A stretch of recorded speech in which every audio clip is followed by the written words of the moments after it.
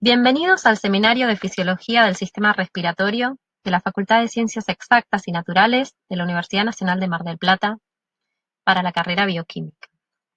Mi nombre es Dana Scheidegger y voy a estar acompañándoles durante este tema. A continuación, explicaremos algunos temas importantes de la fisiología respiratoria. El sistema respiratorio está compuesto por el tracto respiratorio superior e inferior, que se compone de las fosas nasales, la laringe, la tráquea, los bronquios y los bronquiolos, y también de los pulmones. El tracto respiratorio inferior sería los pulmones y los bronquios. La tráquea es un tubo que posee anillos cartilaginosos en forma de C que evitan el colapso de esta, y por la parte posterior poseen una pared muscular. Se continúa con los bronquios principales, derecho e izquierdo, que ingresan luego a los respectivos pulmones.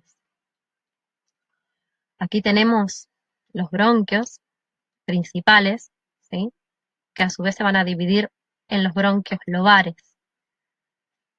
Este bronquio que está aquí se va a dividir en el bronquio lobar superior derecho, el bronquio lobar medio y el bronquio lobar inferior derecho. O sea que el pulmón derecho va a tener 3 lóbulos y el pulmón izquierdo va a tener 2 lóbulos, ¿sí? El bronquio principal izquierdo se va a dividir entonces en un bronquio lobar superior izquierdo y un bronquio lobar inferior izquierdo. A su vez, los bronquios lobares luego se van a ir dividiendo de 2 en 2 para formar los bronquios segmentarios. Los bronquios subsegmentarios mayor y subsegmentario menor. Como vemos en este gráfico, tenemos el bronquio segmentario, bronquio subsegmentario mayor, bronquio subsegmentario menor. Van a seguir dividiéndose de 2 en 2 y se van a formar los bronquiolos terminales. Luego, seguido de más divisiones, se van a formar los bronquiolos respiratorios y los sacos alveolares. Entre la tráquea y los sacos alveolares, las vías respiratorias se dividen aproximadamente unas 23 veces. Los bronquios poseen placas cartilaginosas que se van haciendo cada vez menores y cada vez estos van teniendo más fibras musculares. Los bronquiolos carecen de estas placas cartilaginosas que evitan su colapso y solo poseen músculo liso y fibras elásticas. Las fibras respiratorias desde la tráquea pueden ser divididas en 2 zonas, la zona de conducción y la zona respiratoria. La zona de conducción, que va desde la tráquea hasta los bronquiolos terminales, y esta es la zona respiratoria que va desde los bronquiolos terminales hasta los sacos alveolares. A su vez, los sacos alveolares están compuestos por muchos alveolos pulmonares. Este es el lugar en donde se produce el intercambio gaseoso, ¿no?, junto con los bronquiolos respiratorios, los conductos alveolares y los sacos alveolares. La unidad respiratoria, también denominada lobulillo respiratorio, está formado por un bronquiolo respiratorio, los conductos alveolares, los atrios y los alveolos. Se considera que hay 300 millones de alveolos en los pulmones. Es un montón.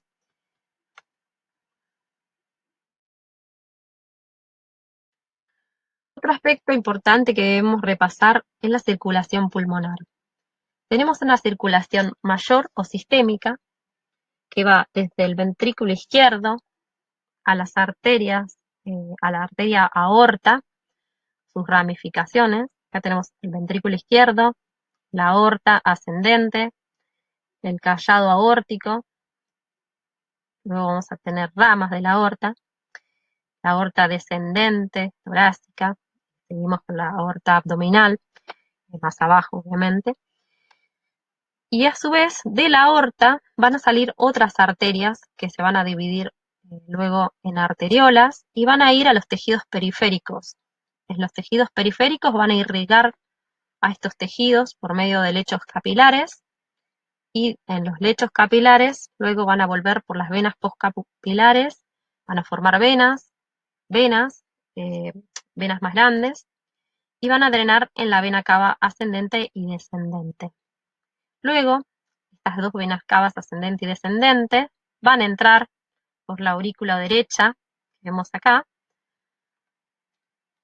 y allí terminamos el circuito mayor o la circulación sistémica. Luego tenemos la circulación menor o pulmonar, que va a empezar en el ventrículo derecho. Va a salir una gran vena que se llama tronco pulmonar, que se va a dividir en la vena, perdón, cuando sale de corazón siempre se llama arteria.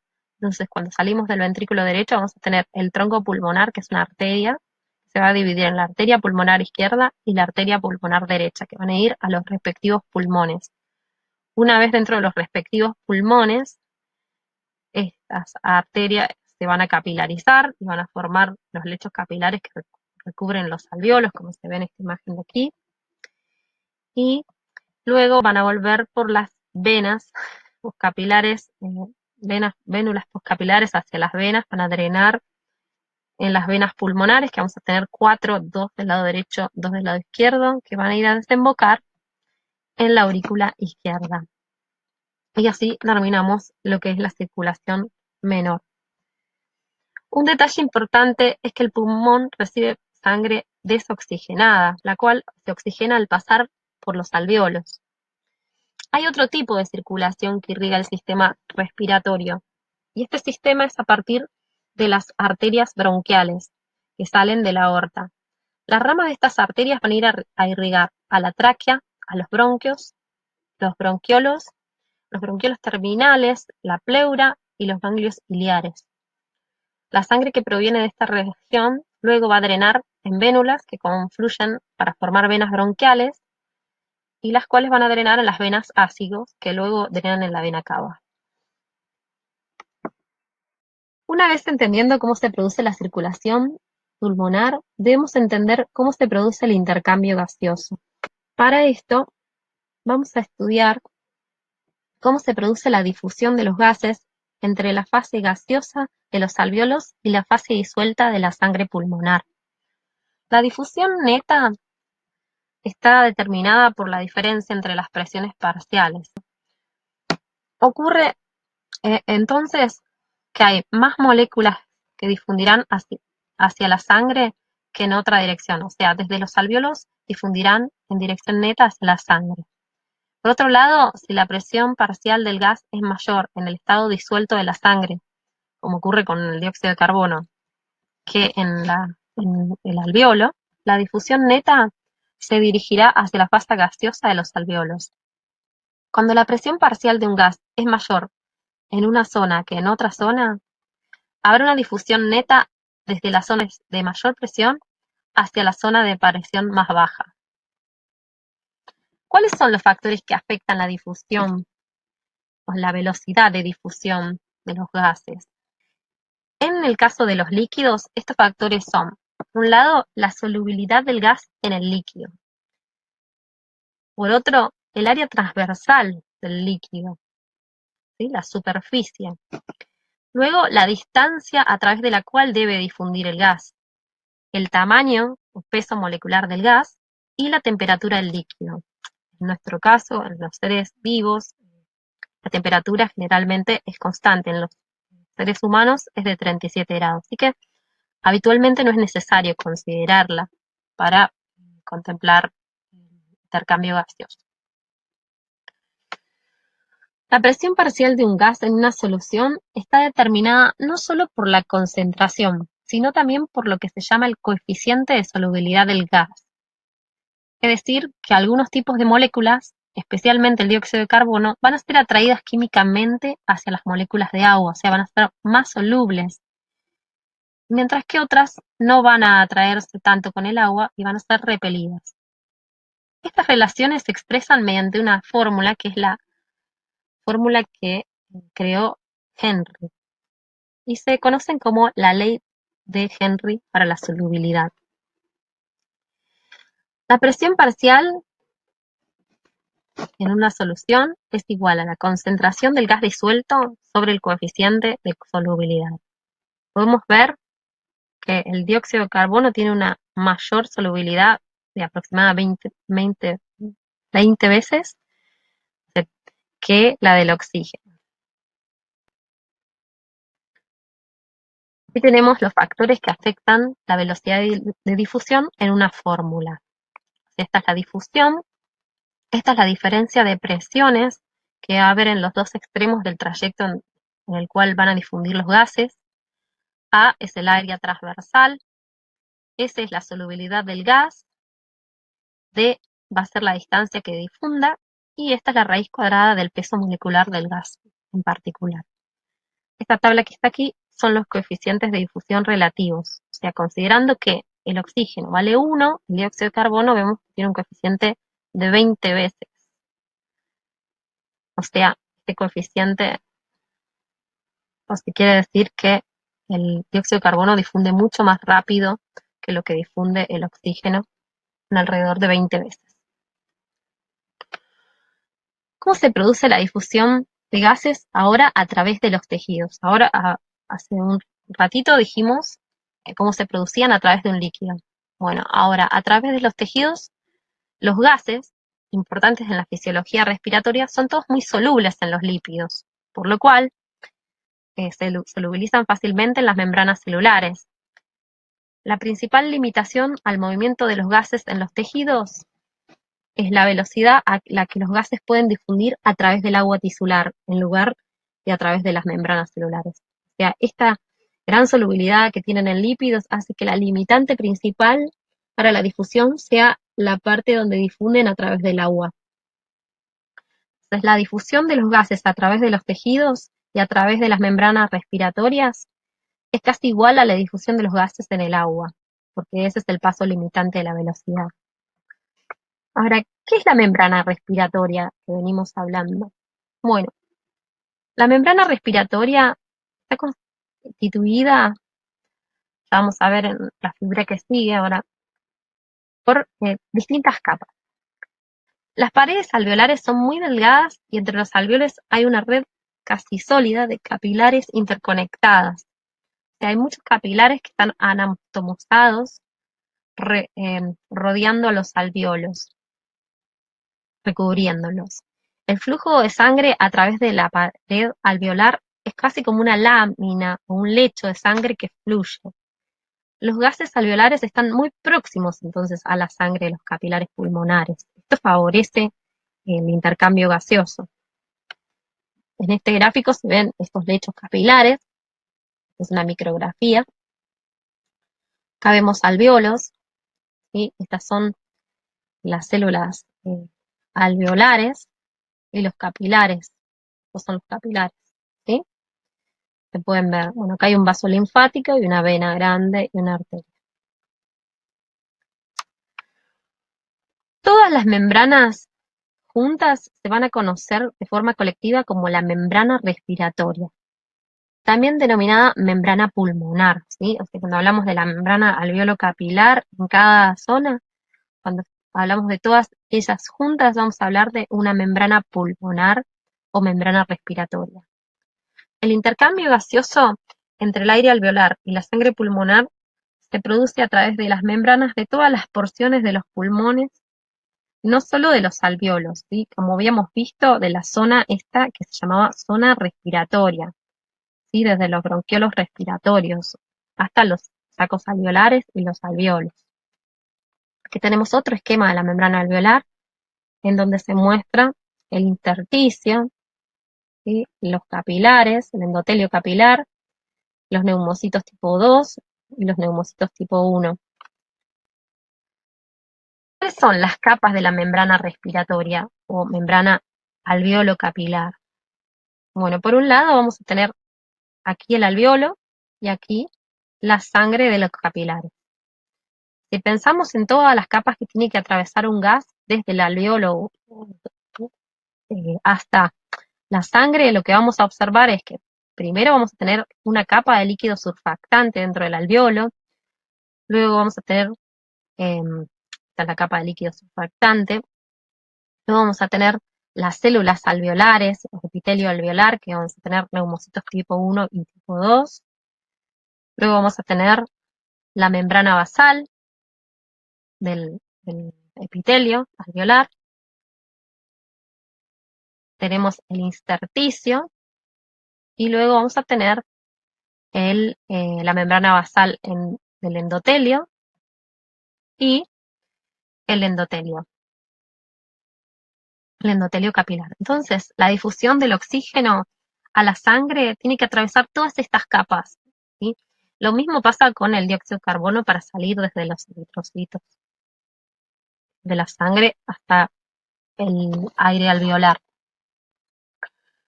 ¿Qué factores influyen en la velocidad de difusión gaseosa a través de la membrana respiratoria? Bueno, esto es parecido a lo que sucede con la velocidad de difusión en el líquido. O sea, aquí va a ser muy importante el grosor de esta membrana. Esto es importante que lo tengan en cuenta en el futuro cuando vean las patologías relacionadas con el engrosamiento de esta membrana, porque esto va a disminuir la difusión y el intercambio gaseoso. Luego vamos a tener el área superficial de la membrana. Otro factor importante va a ser el coeficiente de difusión del gas en la sustancia de la membrana, no en el líquido acuoso, sino en esta sustancia. La diferencia de presión parcial del gas entre los dos lados de la membrana, ¿sí? Siempre es importante esta diferencia de presión. Y podemos ver que hay ciertas patologías que están asociadas, como habíamos dicho, a el aumento del grosor de la membrana respiratoria. Una de ellas es el edema, ¿sí? La acumulación de líquido en el intersticio, y la fibrosis, ¿sí? Todas estas dos patologías lo que van a hacer es producir un aumento en el grosor de la membrana respiratoria y en consecuencia van a tener una disminución en la difusión que les puede llevar a una insuficiencia con el tiempo respiratoria. Otra enfermedad que está relacionada, pero en este caso con el área superficial de la membrana respiratoria, es el enfisema. Y por otro lado tenemos la resección de todo un pulmón. Estas dos patologías van a afectar a la difusión por medio de la disminución de la superficie por la cual va a atravesar el gas. Como esta superficie va a ser menor, entonces vamos a tener una menor capacidad de difusión a través de la membrana. Vamos a entender ahora cómo se produce el transporte de oxígeno en la sangre. El oxígeno que se encuentra en los alvéolos pulmonares a una presión de oxígeno de aproximadamente 104 milímetros de mercurio difunde a favor del gradiente de presión hacia la sangre capilar.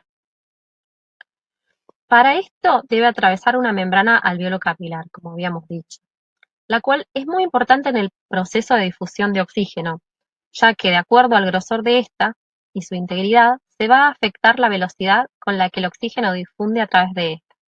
Entonces, el oxígeno difunde a través de los capilares pulmonares a favor del gradiente, ya que en el pulmón tenemos esta presión de oxígeno alta de 104 milímetros de mercurio respecto a la presión de oxígeno que hay en la sangre venosa, que es de 40 milímetros de mercurio. Dentro de este capilar, el oxígeno se va a unir a la hemoglobina, la cual tiene una gran afinidad por el oxígeno en los alvéolos, por lo cual la hemoglobina entonces se va a saturar con oxígeno.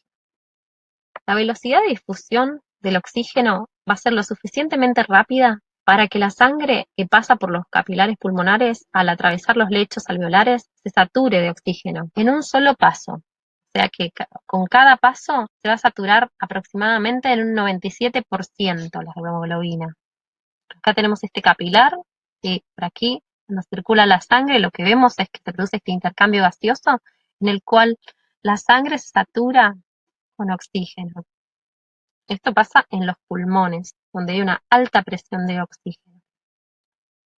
Luego de atravesar los capilares alveolares, la sangre oxigenada sale por las vénulas, los capilares, y va a las venas pulmonares, y se dirige luego a la aurícula izquierda.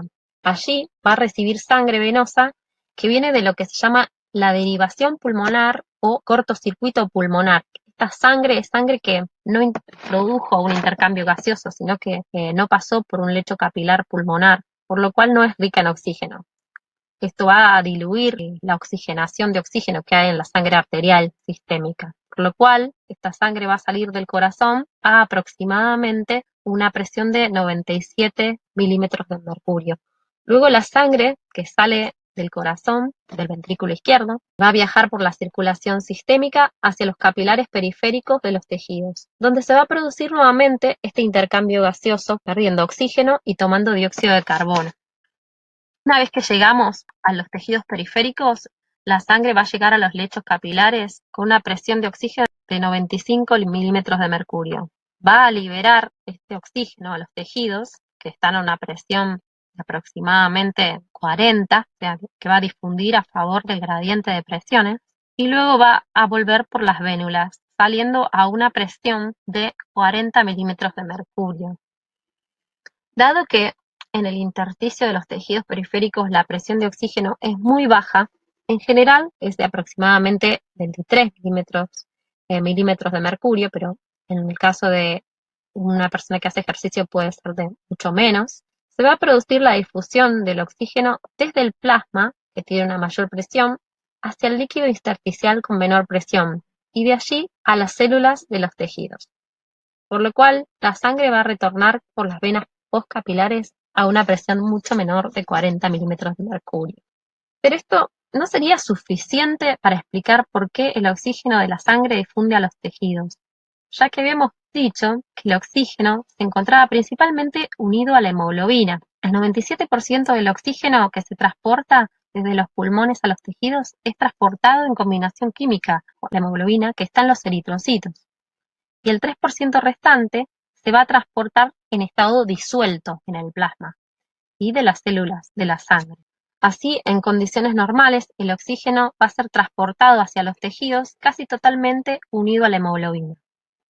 En los tejidos periféricos, la hemoglobina, al encontrarse a bajas presiones de oxígeno, tiene una menor afinidad por el oxígeno y lo va a soltar con mayor facilidad. Por eso, en los tejidos vamos a observar una disminución de la saturación de la hemoglobina por el oxígeno. Dependiendo de si estamos en reposo o estamos realizando alguna actividad física, se va a producir un mayor o un menor descenso de la saturación de la hemoglobina en la sangre venosa.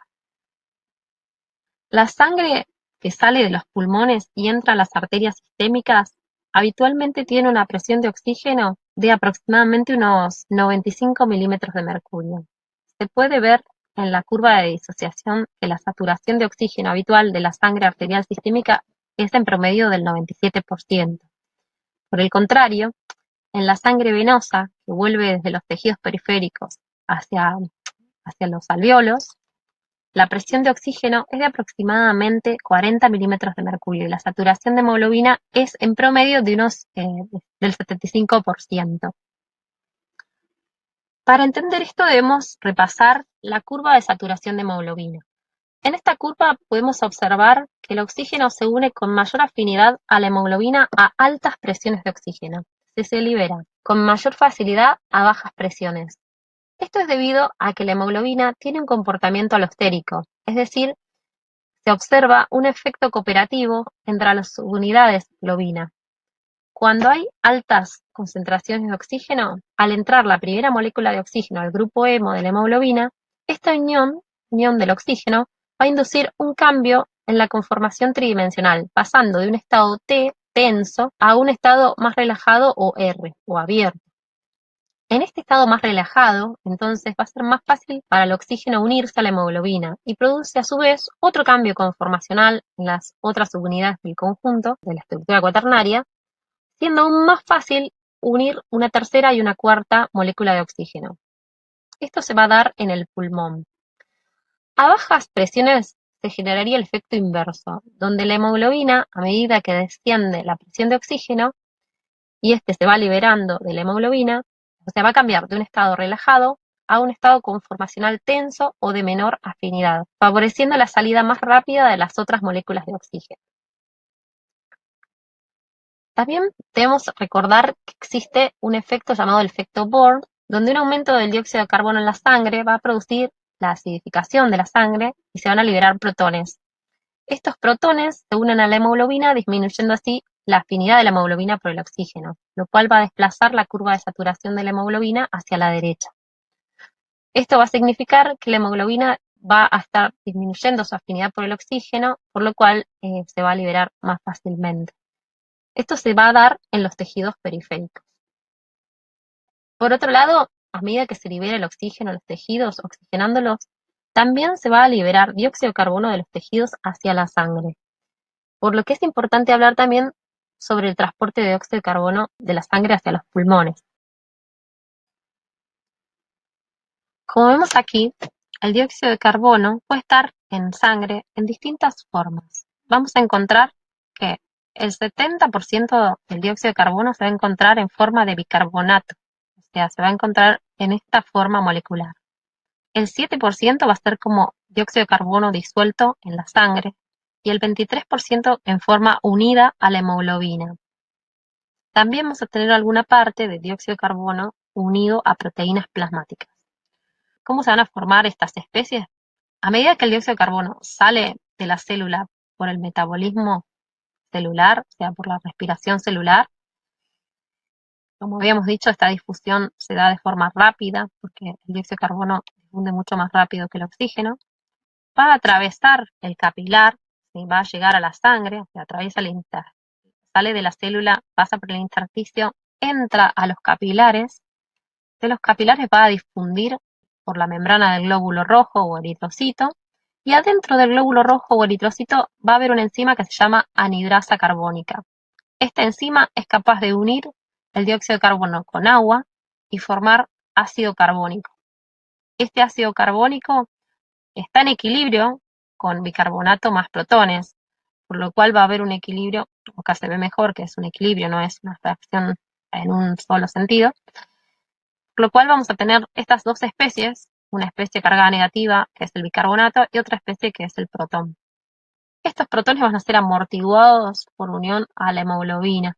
La hemoglobina es un amortiguador base, va a ser muy importante, así como lo es también este bicarbonato. A su vez, el bicarbonato va a salir del eritrocito hacia la sangre en intercambio con aniones cloruro, por unos transportadores especiales de cloruro. Ahora, ¿cómo se produce el balance ácido-base o la amortiguación del pH de la sangre? Habíamos dicho que la hemoglobina es uno de los amortiguadores importantes, pero también este anión que se llama anión bicarbonato. Es muy importante para regular el pH. Lo que vamos a ver es lo siguiente, que en circunstancias en donde tenemos, por ejemplo, una acidosis metabólica se da cuando hay una disminución del anión bicarbonato y al ser metabólica, eh, se produce por la deficiencia o disminución o pérdida de este ion. Lo que vamos a ver es que vamos a tener una compensación que va a ser el aumento de la ventilación pulmonar. O sea, nosotros, al tener una disminución del bicarbonato, lo que vamos a tener es un pH bajo, y una disminución del pH sanguíneo. Esta disminución del pH va a ser por debajo de 7,35, que es el límite inferior. Para compensar esta pérdida de iones bicarbonato, lo que vamos a hacer es aumentar la velocidad de la respiración, o sea, vamos a aumentar la ventilación pulmonar. Eso se llama compensación respiratoria. También podemos estar en lo que se llama una alcalosis metabólica, que sería todo lo contrario, en donde este anión bicarbonato lo vamos a tener elevado. Vamos a tener elevado el anión bicarbonato, por lo cual, como dice, es una alcalosis, es decir, que el pH de la sangre puede estar en más de 7,45, que es el límite superior del pH en el rango normal. Como tenemos un exceso de este anión bicarbonato, lo que vamos a hacer es disminuir la velocidad con la que vamos a respirar. O sea, va a haber una disminución de la ventilación pulmonar. Esa va a ser la compensación respiratoria. Ahora, en una acidosis respiratoria, como es respiratoria, quiere decir que la patología es causada por un cambio en la ventilación o algo que tiene que ver con el intercambio gaseoso. Entonces, en esta acidosis respiratoria lo que tenemos es una disminución de la ventilación. Esta disminución de la ventilación o disminución del intercambio gaseoso va a llevar a una acidosis, o sea, a medida que como yo bajo la cantidad de veces que respiro, voy a acumular más dióxido de carbono en sangre y este dióxido de carbono va a transformarse luego en ácido carbónico y va a dar lugar a un aumento de los protones, por lo cual va a producir una disminución del pH y un aumento de la acidez. Estos protones, junto con el dióxido de carbono, van a ser capaces de estimular al centro respiratorio y lo que van a producir es un aumento de la respiración. O sea, pero por otro lado, este efecto que sería cómo se compensa de alguna manera de forma respiratoria va a ser secundario a otra compensación, que es la compensación renal. En la compensación renal lo que vamos a ver es que en el riñón, para aumentar el pH de la sangre, porque estamos en una acidosis respiratoria, lo que se va a hacer, se va a retener el bicarbonato, no se va a excretar, y se va a excretar mayor cantidad de protones a nivel renal. Esa sería la compensación renal que se da cuando tenemos una acidosis respiratoria. Después va a haber un aumento también de la ventilación pulmonar. Luego, cuando tenemos una alcalosis respiratoria, como viene el término acá, alcalosis, que es que pH alcalino, o sea, vamos a tener un pH mayor a 7,45, como habíamos dicho, el límite superior es 7,45, por una causa de tipo respiratorio primaria o un problema de intercambio gaseoso, en el cual la compensación también va a ser renal. Siempre que tenemos un problema que inicia de forma respiratoria, se compensa de forma renal. Y un problema que inicia con una causa metabólica se va a compensar de forma respiratoria. Entonces, en esta alcalosis respiratoria lo que vamos a tener es que disminuir el pH, porque tenemos un pH elevado. ¿Cómo hacemos para disminuir este pH?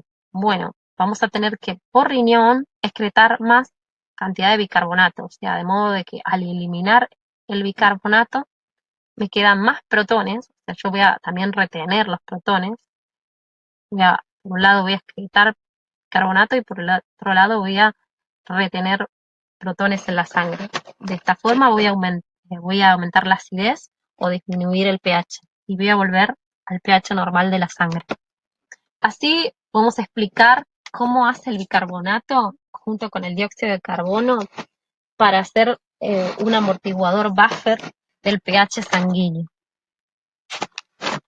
Algo que es fundamental, ya que, como sabemos, todas las enzimas para actuar son dependientes del pH, por lo cual esto afecta a procesos metabólicos que se dan a nivel celular y en todos los tejidos. Y vamos a ir a la parte 2 en el próximo seminario, en donde los invito a ver cómo se produce la respiración en las grandes alturas y en las profundidades.